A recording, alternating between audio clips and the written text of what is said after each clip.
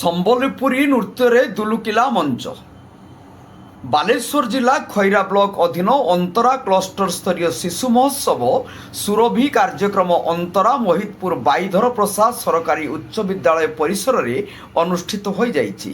CRCC Lambodar ଦାସଙ୍କ ସଭାପତିତ୍ୱରେ ଅନୁଷ୍ଠିତ ସଭାରେ ମୁଖ୍ୟ ଅତିଥି ଭାବେ ସ୍ଥାନୀୟ ସରପଞ୍ଚ ରଶ୍ମିତା ଜେନା, ମୁଖ୍ୟ ବକ୍ତା ଭାବେ ପୂର୍ବତନ ଶିକ୍ଷକ ଓ ଶିକ୍ଷାବିତ ପ୍ରଫୁଲ୍ଲ କୁମାର ଦାସ, ସମ୍ମାନିତ ଅତିଥି ଭାବେ ଭଗବତୀ ହାଇସ୍କୁଲ ବରଦାର ପ୍ରଧାନ ଶିକ୍ଷକ ରମେଶ ଚନ୍ଦ୍ର ପୁହାଣ, ଅନ୍ତରା ସମିତି ସଭ୍ୟା ସବିତା ପଣ୍ଡା, ରୁପେୟା ପଞ୍ଚାୟତର ପୂର୍ବତନ ସରପଞ୍ଚ ଅଜୟ କୁମାର ସାମଲ, ବିଦ୍ୟାଳୟ ପ୍ରଧାନ ଶିକ୍ଷକ ଅଶୋକ କୁମାର ମହାନ୍ତ, ପୂର୍ବତନ ସିଆରସିସି ନଟବର ମହାପାତ୍ର, ଗରଡ଼ି ୟୁପି ସ୍କୁଲର ପ୍ରଧାନ ଶିକ୍ଷକ ବିଶ୍ୱନାଥ ନାୟକ, ନଛିପୁର ପ୍ରାଥମିକ ବିଦ୍ୟାଳୟର ପ୍ରଧାନ ଶିକ୍ଷକ ପ୍ରଶାନ୍ତ କୁମାର ତ୍ରିପାଠୀ, ବିଦ୍ୟାଳୟ ପରିଚାଳନା କମିଟିର ସଭାପତି ପ୍ରମୋଦ କୁମାର ଦାସ, ପ୍ରାଥମିକ ବିଦ୍ୟାଳୟର ପ୍ରଧାନ ଶିକ୍ଷୟିତ୍ରୀ ମିନତିଲତା ପାଣିଗ୍ରାହୀ ଉପସ୍ଥିତ ଥିଲେ। ଏଥିସହିତ ଅତିଥି ପରିଚୟ ମଞ୍ଚ ପରିଚାଳନା ଶିକ୍ଷକ ବସନ୍ତ କୁମାର ବିଶ୍ୱାଳ କରିଥିବା ବେଳେ ଅତିଥିମାନେ ନିଜ ନିଜର ବକ୍ତବ୍ୟ ପ୍ରଦାନ କରିଥିଲେ।